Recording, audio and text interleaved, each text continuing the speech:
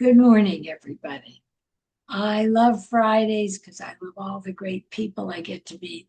And there's a really special gentleman, man, friend from, well, I'll let you tell, but he brought barbecue to fun Denver New Heights. Manny Barella, good morning. Just a doll, and I'm so happy to get to talk to you. Good morning. Yeah, and I'm very happy to be able to just share a little bit of who I am with more people. I'm just very proud of the accomplishment that I have been able to acquire in the last couple years. So I'm hoping that one day I can just inspire the next Mexican chef that wants to come and live the American dream. Good for you. Okay. Tell me about you. You guys are unbelievable. Yeah. I mean, a group of Latino gentlemen, you just rock. Where are you from in Mexico? So I was born in Monterrey, Mexico. It's up in the north, like 3 hours south of Texas. So I jokingly say that I'm basically a Texican. Uh, and I was there for 24 years, and then I decided to just get to explore the world a little bit, and got a J1 visa, which is a student visa, and I moved to beautiful Tunica, Mississippi. That was my very first experience in the States, working in a casino. Oh, that's an interesting one.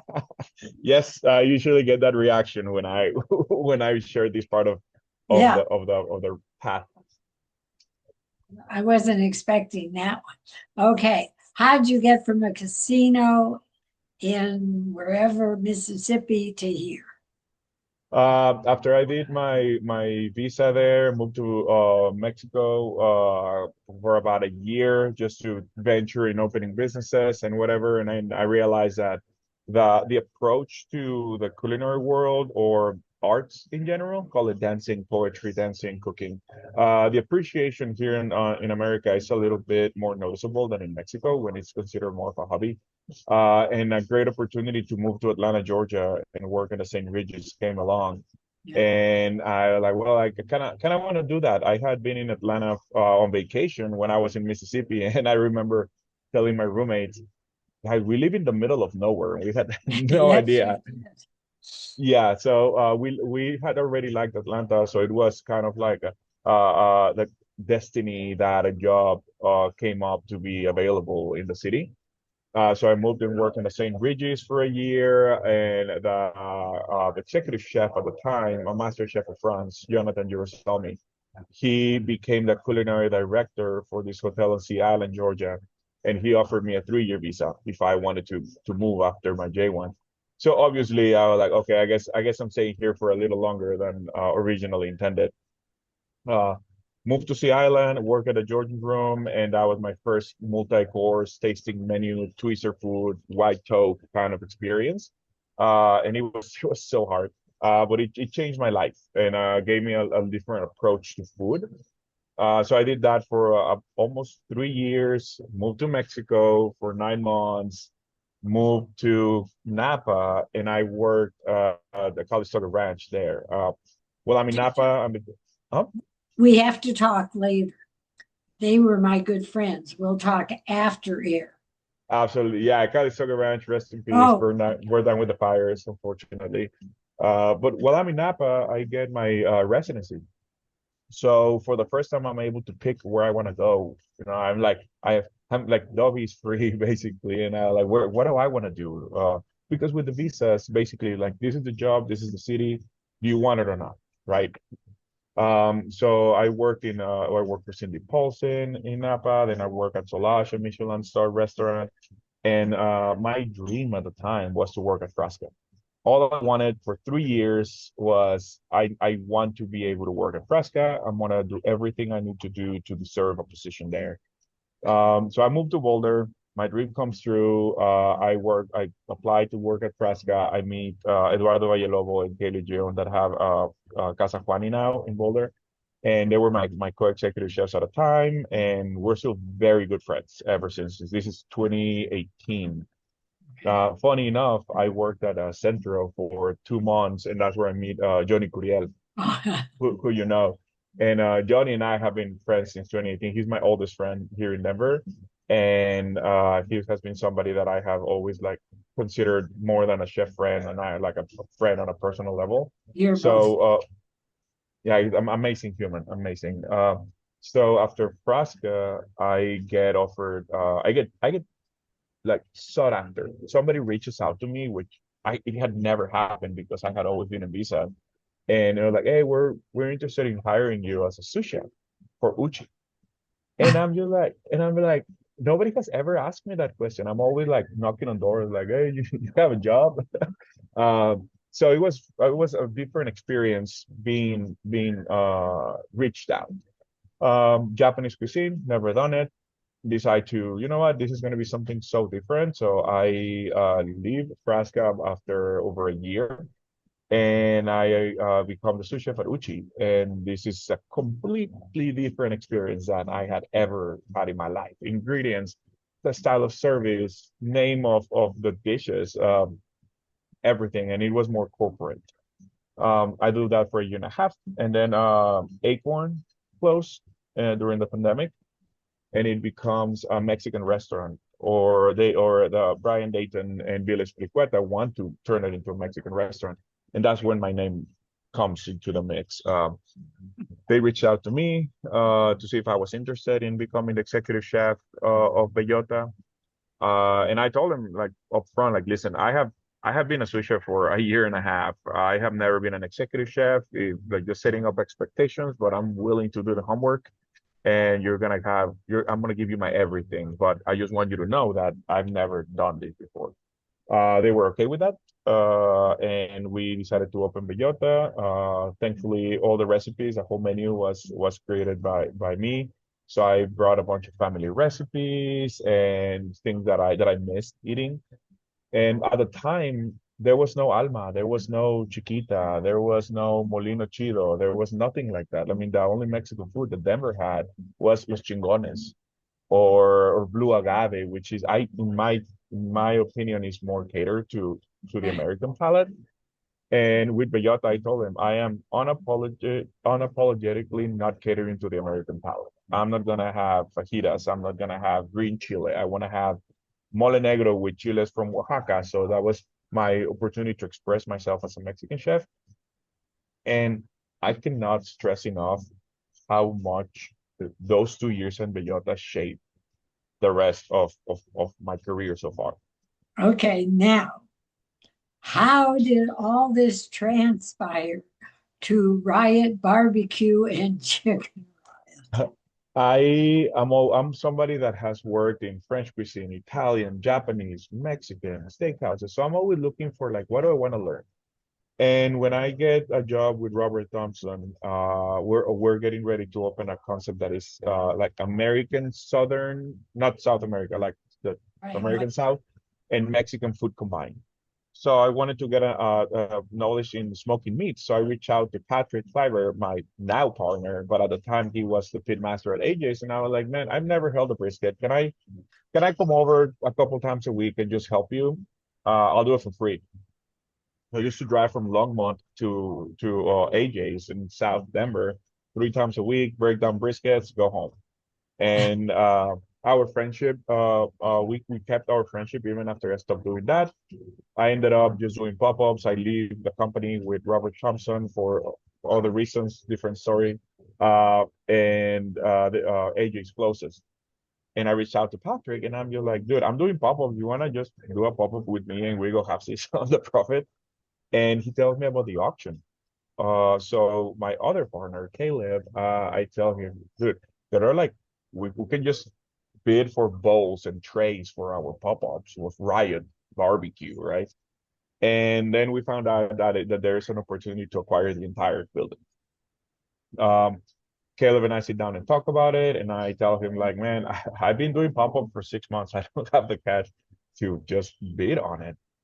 So he upfront the money. Then we figure it out. Thankfully, we were able to just pay him back and everything. But if it wasn't for him, we would have not been able to acquire Riot and make Patrick an owner. Okay, so before we get too far and I can't get to the Yeah. barbecue, your story is fabulous. fabulous.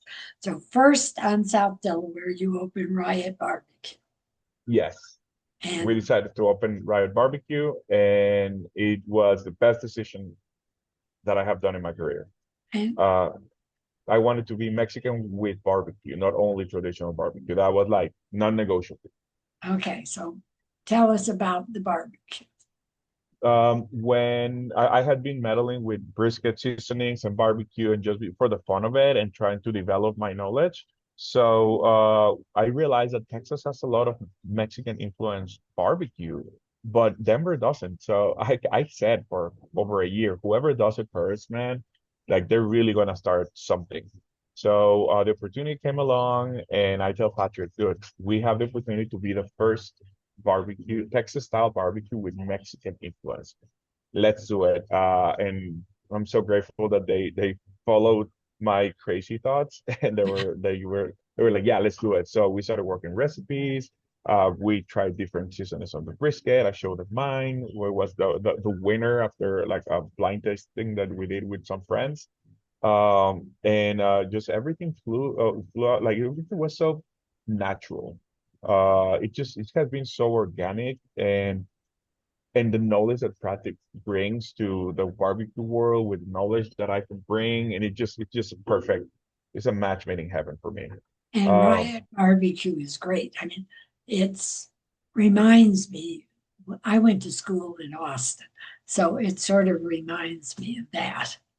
and that is one of the biggest compliments that we can have when people that lived in Texas or are visiting from Texas say things like, "This reminds me of Texas. I haven't had this since I left Texas."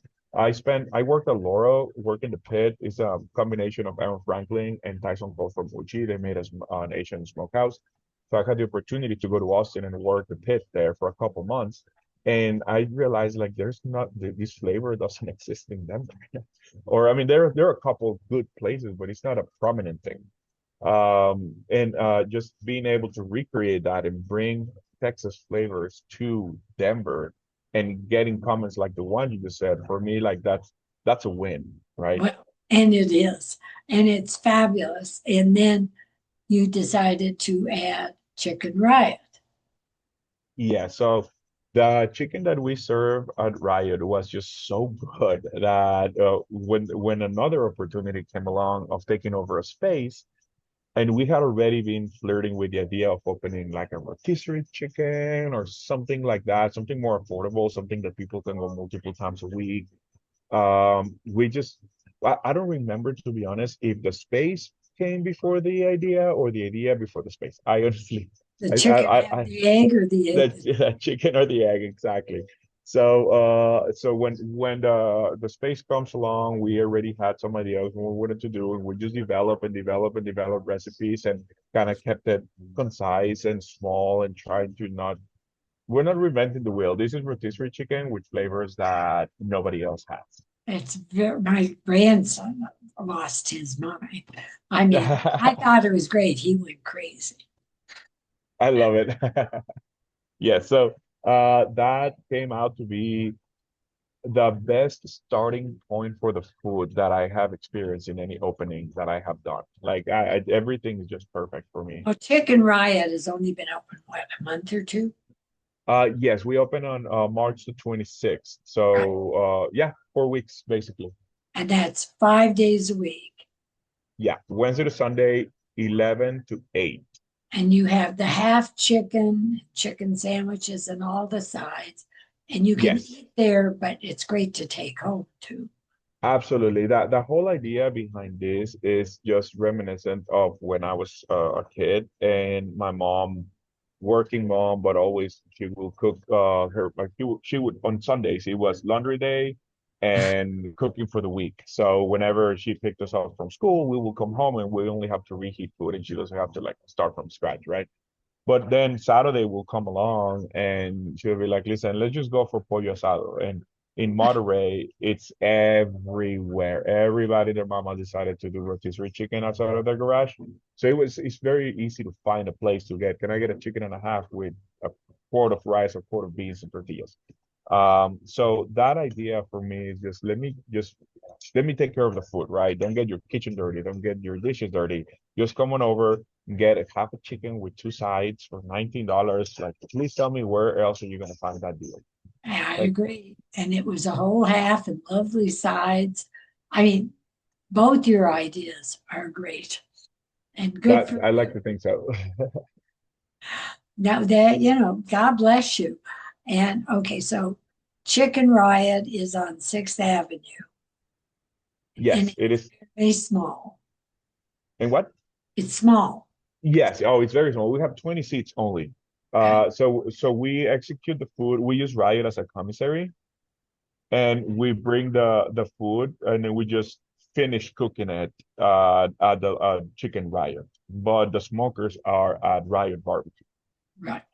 And you have different kinds. One's really spicy and one isn't as, Yes, so we have the pibil, which is marinade from Yucatan, from Cochinita Pibil. We just apply it on chicken with annatto pepper, habanero, red onion, allspice, sour orange, and that's like the one with a little bit of a kick. When people ask me, "Oh, is it spicy?" I always say, "I don't consider it spicy, but I wouldn't give it to my 1-year-old." That tells you more or less where the range of spice is. it's And spicy if you don't like spice.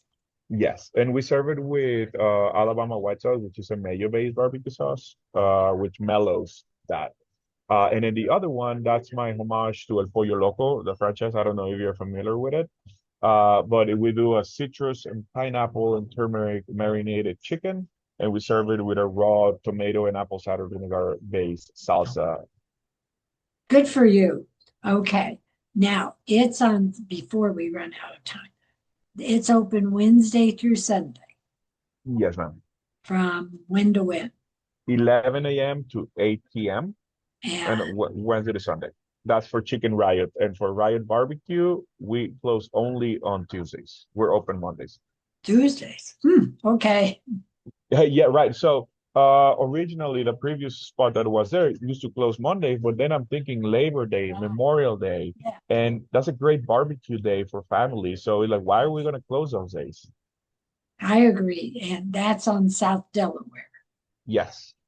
Okay. And I assume you have more seating there.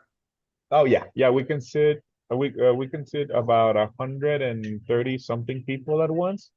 And we also have an incredible patio now that the spring is in full effect. We have live music on Sundays. We close at 9 p.m. on Friday, Saturday. Otherwise, we close at 8. We have 11 different proteins every day that we smoke daily. There are some like the burn ends or the pastrami that if you come at 4 p.m., chances are we're already sold out on of those items, right? Because we just rather make sure that we smoke freshly every day rather than just have items 20 or like every day, all day long. Okay. Uh, I recommend We're, people to come in early. we only have a minute left. Unfortunately, I could spend an hour with you. I Can, know. can I find you on the web? Yes. So my Instagram account is at Chef Manny Barella with a B as in Bravo and double L, Chef Manny Barella. And I'm very active there. I feel that social media is a double-edged sword, but it has given me a lot of a lot of business and notoriety. And we have Riot Barbecue and Eat Chicken Riot for both of our restaurants. You are precious. The restaurants are great. And what a treat to hear even your background. Another day we'll just do all the food. But for now, thank you. Thank you. No, thank you for having me. This is I always love to talk to people that I like you said, we can just sit down here for hours, a couple cups of coffee, and then just go for it. I'm ready. Much love. Thank you. Thank you all and have a wonderful day. All right. Much love. Bye bye.